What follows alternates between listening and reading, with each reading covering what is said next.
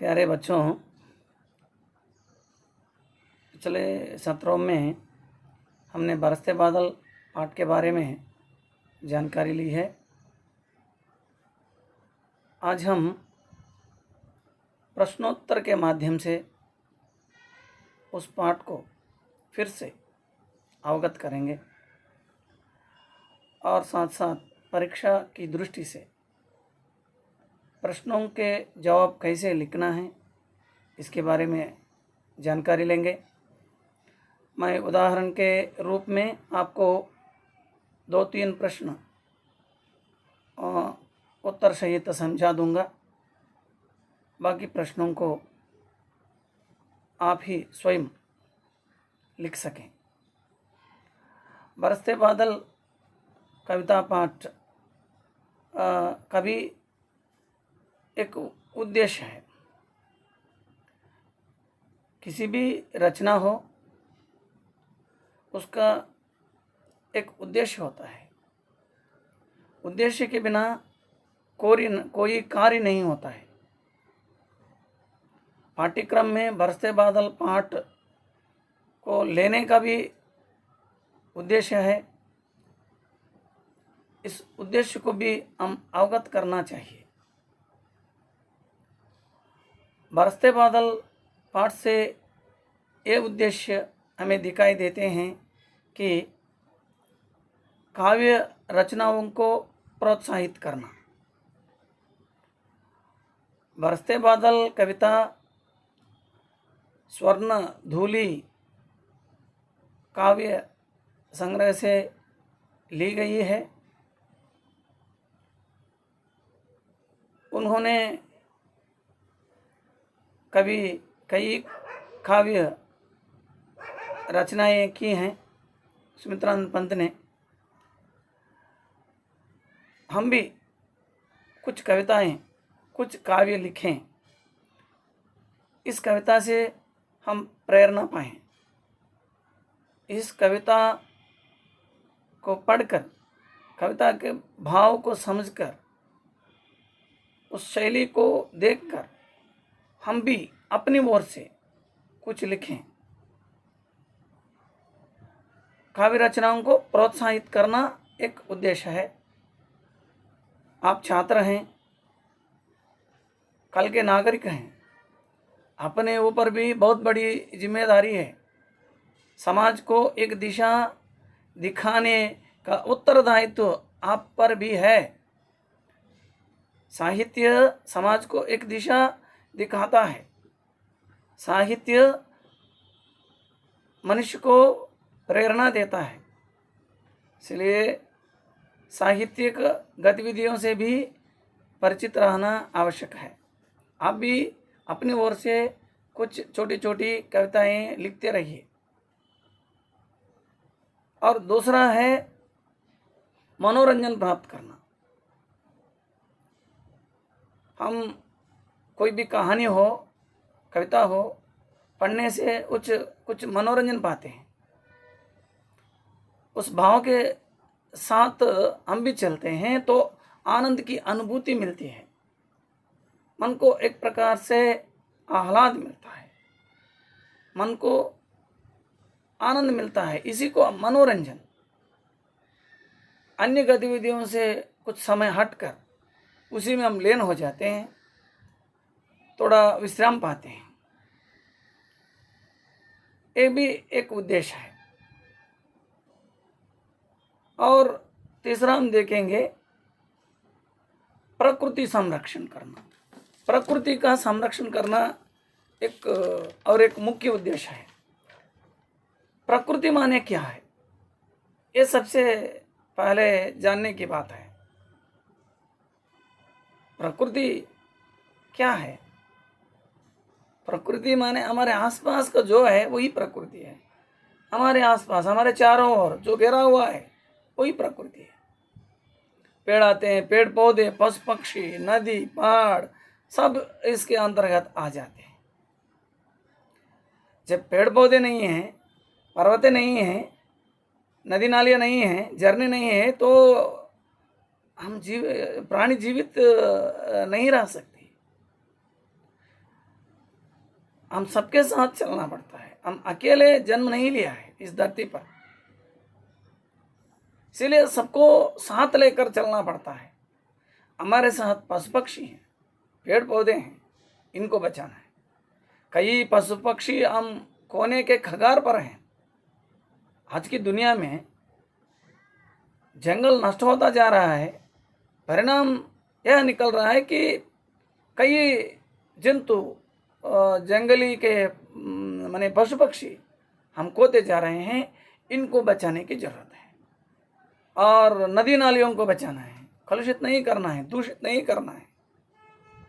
अगर जल नहीं तो हम नहीं है, जल को बचाना चाहिए। जल संरक्षण का बड़ा महत्व है, जल के बिना हम नहीं रह सकते। आज देखिए इस दुनिया में हम सब पानी को खरीद कर पी रहे हैं। पानी को खरीदने की स्थिति आ गई है। हम आज फिल्टर वाटर, पानी का शुद्धिकरण करके पी रहे हैं। एक चिंताजनक बात है। वायु को भी हम शुद्धिकरण करके लेने का दिन आ जाएगा। बहुत बड़ा खतरा होगा हमारे लिए। इसीलिए वायु को संरक्षण करना, जल को संरक्षण करना, प्रकृति, पेड़ पौधे, पशु पक्षी को संरक्षण करना हमारे लिए अत्यंत आवश्यक है। हमारे आसपास जो है पशु पक्षी, पेड़ पौधे, जंगली जानवर, ये सभी जो हैं इनको संरक्षण करना, इनकी रक्षा करना हमारा उत्तरदायित्व है। क्यों उत्तरदायित्व क्यों है? क्योंकि हमारा जीवन अकेला नहीं है, हमारा जीवन दूसरे पर निर्भर है। इसलिए हम साथ साथ चलना पड़ता है, एक दूसरे के साथ चलना पड़ता है। एकात्मकता माने एक दूसरे का सामंजस्य की भावना स्थापित करना अत्यंत आवश्यक है।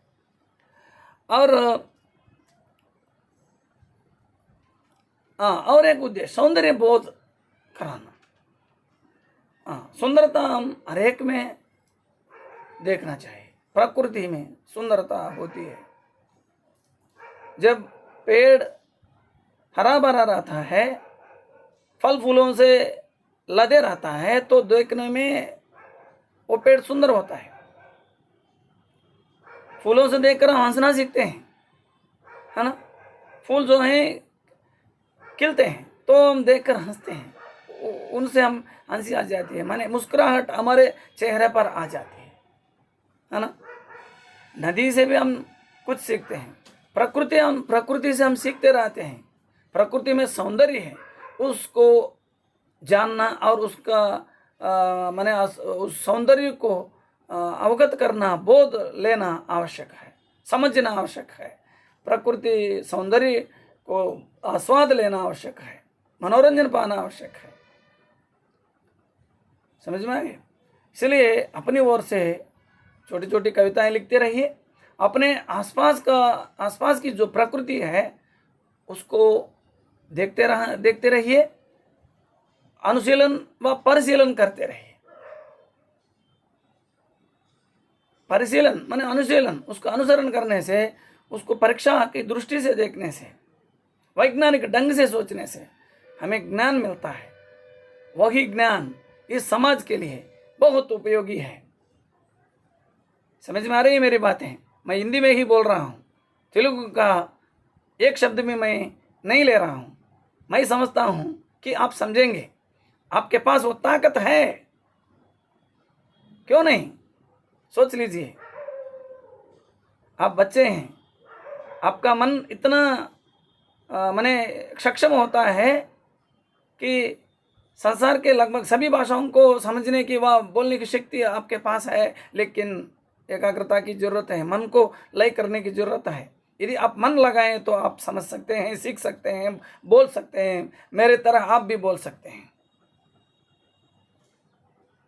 समझने की चेष्टा कीजिए, बोर मत समझना, समझे? मैं आपको एक छोटी सी कविता सुनाता हूँ। कविता माने प्रकृति संबंधी। गिराए हैं बादल काले, गरज रहे हैं बन मतवाले, खुश हो होकर मोर कूकते, रिमझिम पानी पड़ता, गली गली में नदियां बहती, कागज की हैं नावें चलती। ये किसी कवि ने लिखा है। कुछ पंक्तियां मैंने आपको बताया। मैं भी कुछ कविताएं लिखता रहता हूँ। मेरा एक काव्य संग्रह भी छपा हुआ है हाल ही में। आप भी लिख सकते हैं। मन में ऐसी धारणा बनाकर रखिए कि मैं भी लिख सकता हूँ। इस दुनिया में कोई भी व्यक्ति अदम नहीं है, नीच नहीं है। प्रतिभा किसी को जन्म से नहीं, वातावरण के बल पर आ जाता है। प्रतिभा आती है वातावरण, जिस वातावरण में हम रहते हैं उसके अनुरूप हमारा विकास होता है।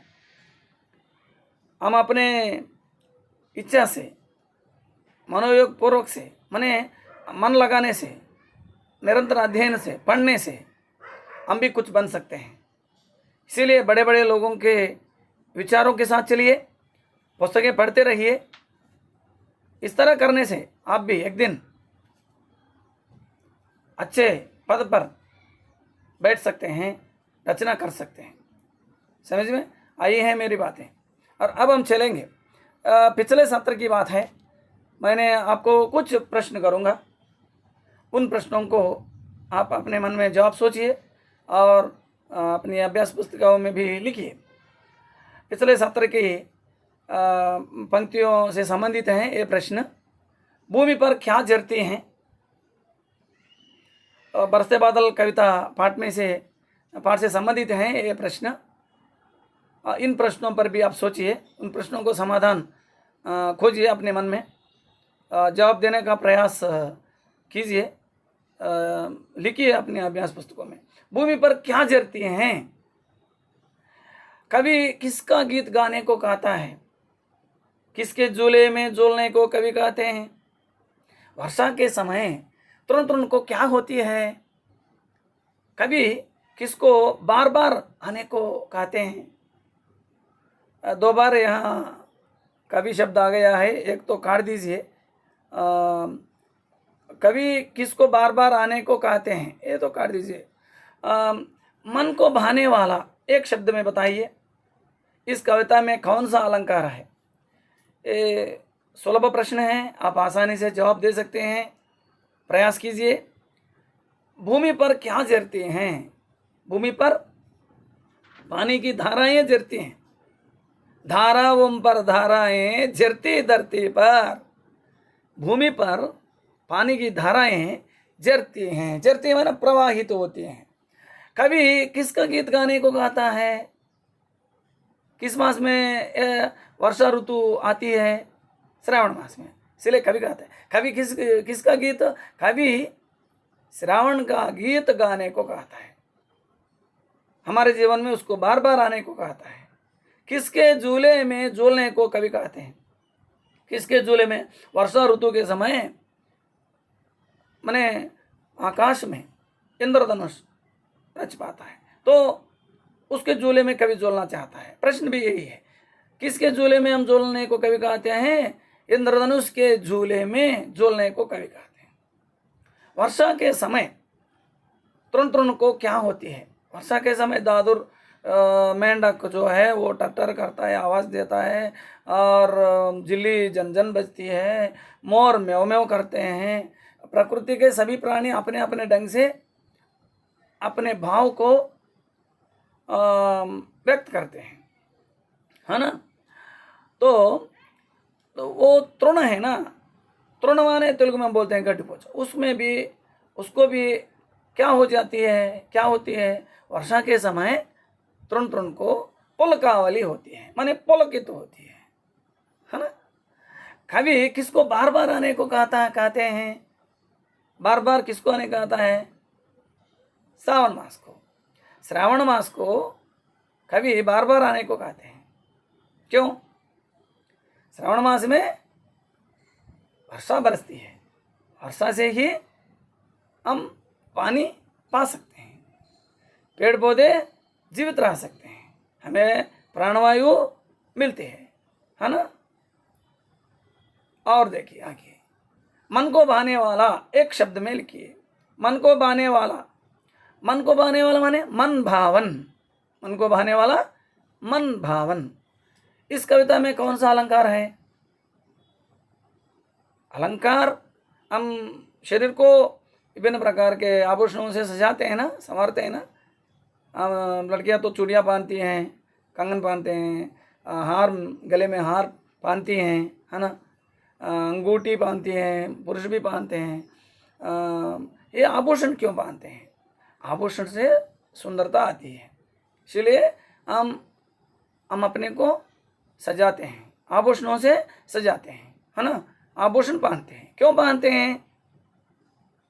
उससे हमारा सौंदर्य बढ़ता है ना। मैंने कविता के लिए भी अलंकार चाहिए।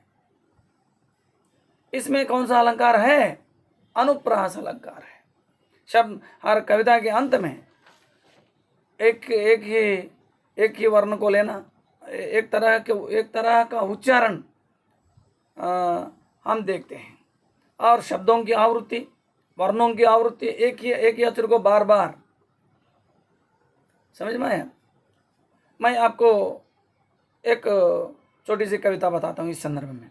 लाली मेरी लाली, जित देखो तित लाली, लाली देखन मैं गई, मैं भी हो गई लाली। इसमें देखिए ला तो बार बार आया है ना। और तेलुगु में भी इस तरह की कई कविताएं हैं। अडिगेदननि कड़ुवड़ी जनु नडुग मगुड़ नुडुवनि वेडवेड चिडुमुड़ी तड़बड़ अडुगिडु नडुगिडु जेडी में नडुगिडु निडलन। देखिए डा की जो आवृत्ति है बार बार आई है। इस तरह उसको सुनने से, उस कविता को सुनने से मधुर होती है, और हम भी उसके साथ लग सकते हैं। हमारे मन को हमारे चित्त को आकर्षित करने में इस तरह अलंकार का उपयोग रचनाकारों ने अपनी रचनाओं में करते हैं, है ना। पंत जी का प्रिय अलंकार अनुप्रास अलंकार है, हम इसमें देख सकते हैं। और आगे हम चलेंगे, या प्रश्नों के जवाब भी हैं, आप हो सके तो लिख सकते हैं बाद में। और देखिए उन प्रश्नों के जवाब ये हैं, और आगे चलेंगे। पहला प्रश्न तो है कवि परिचय लिखिए, या ऐसा प्रश्न पूछा जाता है। मैंने ही आपके पहले ही कवि परिचय बता दिया है, फिर से दोहरा दूंगा, ध्यान दीजिए। कवि सुमित्रानंद पंत जी, इसमें हम 4-5 बातों को लेते हैं। पहला जन्म, रचनाएं, पुरस्कार, मृत्यु, भाषा विशेषता। इस तरह मैंने 5 भागों में विभक्त किया हूँ। देखिए, जन्म, सुमित्रानंद पंत का जन्म उत्तर प्रदेश के कोरमांचल प्रदेश के कौसानी नामक गाँव में सन 1900 में हुआ, 20 मई को, हाँ समझे।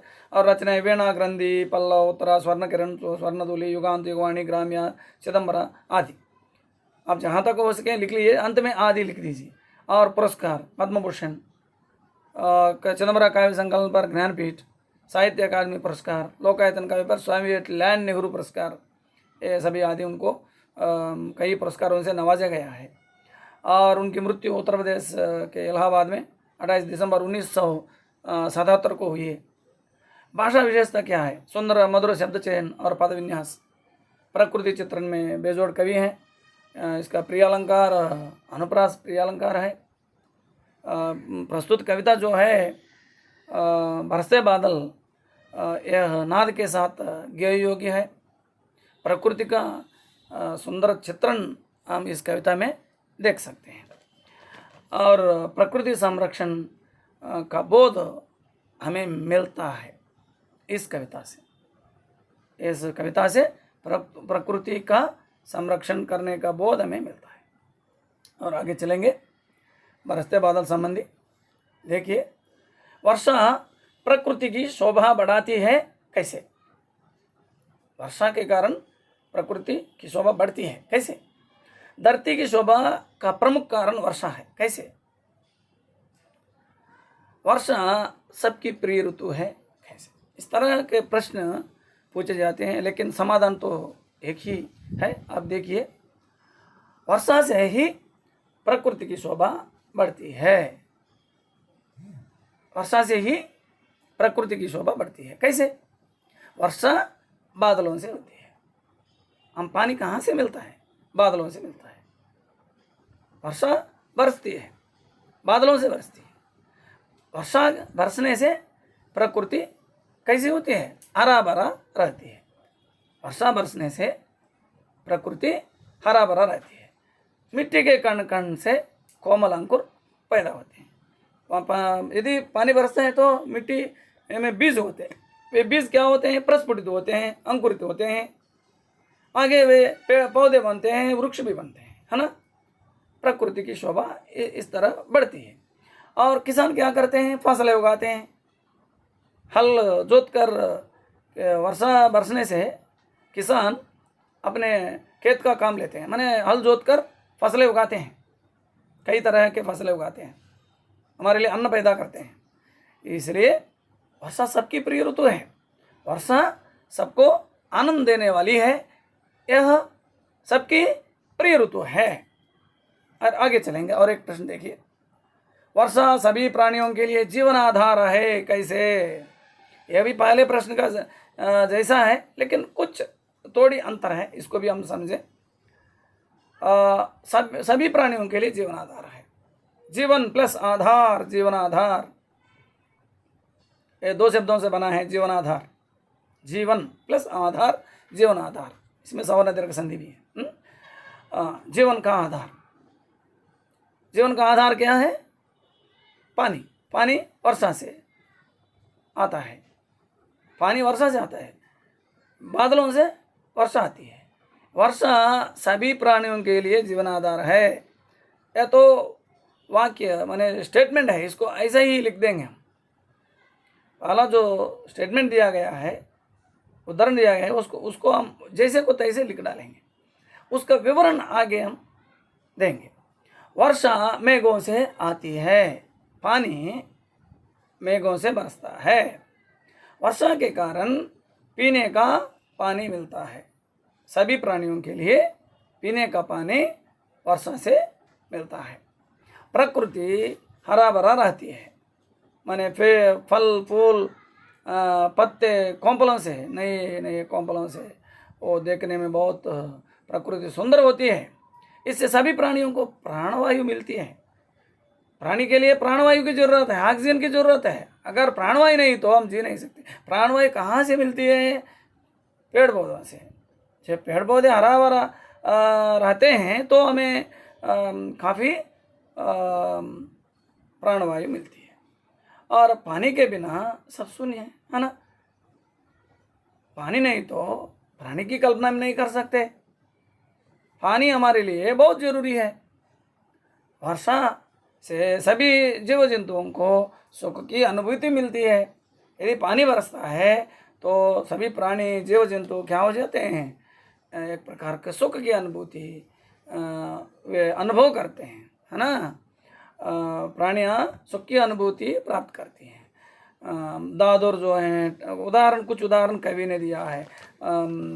सभी प्राणियों के बारे में वर्णन करना कवि के लिए भी आसान नहीं है, लेकिन कुछ उदाहरण वे भी लिख सकते हैं, है ना। कवि ने भी कुछ पंत जी कुछ प्राणियों को लिया है, उसकी अनुभूति को अपनी ओर से व्यक्त करने की चेष्टा की है। देखिए, दादुर टर टर करते हैं। दादुर किस प्रकार अपनी वर्षा बरसते समय अपनी अनुभूति व्यक्त करती है, वो आवाज़ देती है। दादुर पानी बरसते बैक बैक बैक बैक इस तरह कुछ आवाज़ टर टर टर टर आवाज़ करते हैं दादुर। मेंढक, मेंढक तेलुगु में हम कपल बोलते हैं। और जिल्ली जिंगरू वो जो है जन जन बजती है। और इधर म्याऊ म्याऊ मोर, मोर पक्षी म्याऊ म्याऊ म्याऊ इस तरह वो आवाज़ देते हैं। और चातक के गण पीऊ पीऊ करते हैं, मोर म्याऊ म्याऊ करते हैं, है ना। सोन बालक सुख से वो क्रंदन करता है, वो भी आवाज़ देता है अपनी ओर से। कुछ प्राणियाँ ऐसे कभी कभी अपने स्वीय अनुभूति को व्यक्त किया है। अंत में वो उसका मन झूलता है, वहाँ पानी की धारा को पकड़ना उसका मन चाहता है। कभी का मन चाहता है वहाँ पानी की धारा को पकड़े, और उनका मन पुलकित तो हो रहा है पानी के पकड़ने से, पानी की धारा को पकड़ने से उनका मन, कभी का मन पुलकित हो रहा है, कभी का नहीं, सबका।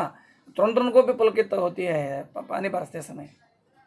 प्रकृति का सुंदर चित्रण उन्होंने इस कविता में किया है। समझ में आया।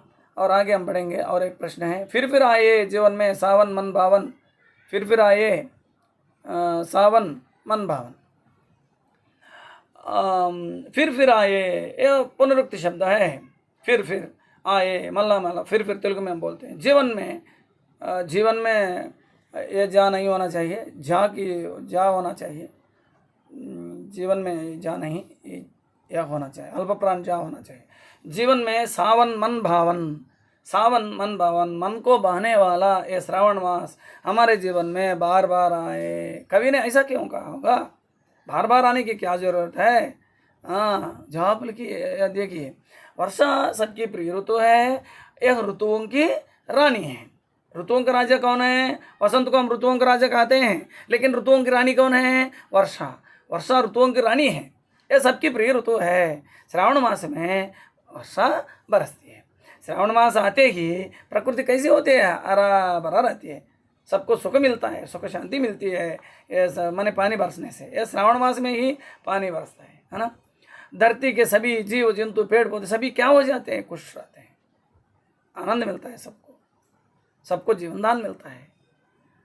सावन सबको सुख पहुंचाने वाला है, इसलिए कवि सावन को हमारे जीवन में बार बार आने को कहता है। सबको सुख देने वाला है ये श्रावण मास, इसलिए बार बार हमारे जीवन में आने को कवि कहता है। हम सुख चाहते हैं, सब लोग सुख चाहते हैं। क्या आप में कोई दुख चाहता है? दुख चाहने वाले हैं? सबके सब हम सुख चाहने वाले हैं, सभी सुख चाहते हैं। ये श्रावण मास जो है हमें सुख देने वाला है, इसलिए कवि का बार बार आने को कहता है। आगे देखिए, आगे हम चलेंगे। ये सारांश मैंने आपको आज बताऊंगा। और कई प्रश्न हैं आपके पाठ्यपुस्तक में हैं, आप लिखने की चेष्टा करें, अपनी ओर से लिखने का प्रयास करें, लिख सकते हैं। गलतियों की बात छोड़ दीजिए, गलतियाँ होती हैं, हम आगे सुधारते जाएंगे। समझे? प्रयास तो करना चाहिए, करते रहिए प्रयास, आप भी लिखेंगे। और बरसते हुए सारांश देखिए।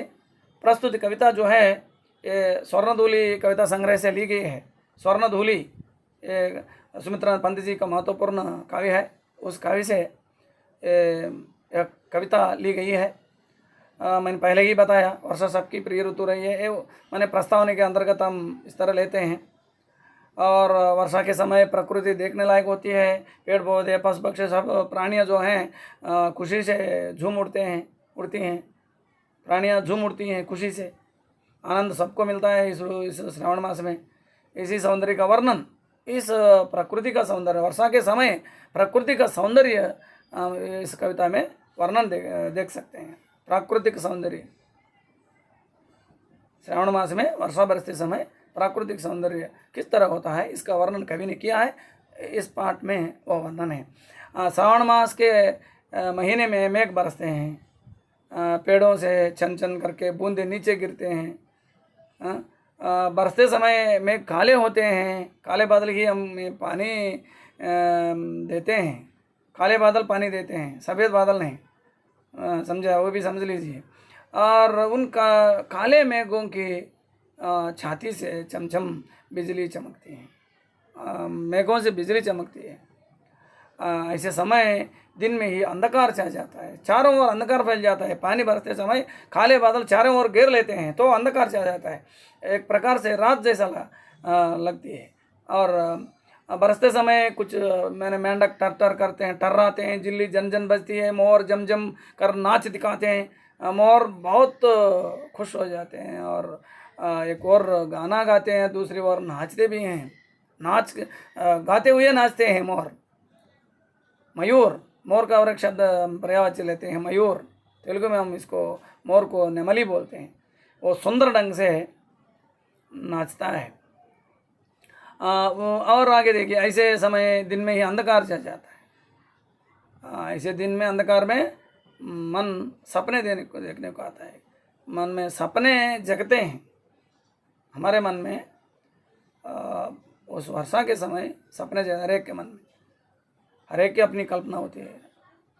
बरसते समय मेंढक खुशी से हो गया ना, बरसते समय वो सोनबालक पक्षी जो है, आकाशीय पक्षी, वो क्रंदन करता है, उड़ते हुए क्रंदन करता है। आकाश में मेघ कैसे आते हैं, गुमड़ गुमड़ कर आते हैं, गर्जन करते हैं, बूंदे जो हैं रिमझिम ऐसा स्वर के साथ गिरते हैं, एक आवाज़ होती है, वर्षा की बूंदों में आवाज़ होती है, रिमझिम इस तरह। वो भी कुछ वो कहता है। तब हम अनजाने ही अंदर से ही कांप उठते हैं, हम मालूम नहीं, हमें कंपन आ जाता है, हमारे सिर पुलकित हो जाते हैं। धरती के पर पानी की धाराएं बहती हैं, धाराओं पर धाराएं पानी की बहते हैं। और यही नहीं, धरती के कण कण भी छोटे छोटे जो घास के तिनके छोटे से तिनके भी झांकते हैं, पुलकित होते हैं। अंत में कवि कहता है, मेरा मन बारिश की धारा को पकड़कर झूलने को कहता है। कवि का मन कहता है, पानी की धारा पकड़कर मन को झूलने को कहता है। आओ सभी लोग आइए, घेर कर सावन के गीत गाओ, सावन की जो महानता को हम गाएंगे। हम सब मिलकर इंद्रधनुष के झूले में झूलेंगे। इंद्रधनुष वर्षा के समय आकाश में रचता है, तो उस झूले में हम झूलेंगे।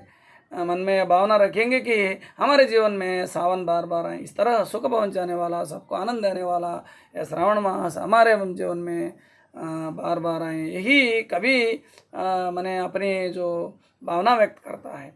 और निष्कर्ष रूप में हम देखते हैं, यह प्रस्तुत कविता जो है नाद के साथ गेय योग्य है, गाने योग्य है, इसकी भाषा सरल है और अनुप्रास का सुंदर प्रयोग हुआ है। यही हम आपको समझाने के लिए इस सत्र को मैंने लिया है। समय भी हो गया, आगे हम देखेंगे कक्षाओं में। बहुत धन्यवाद आपको। जय हिंद, जय हिंदी।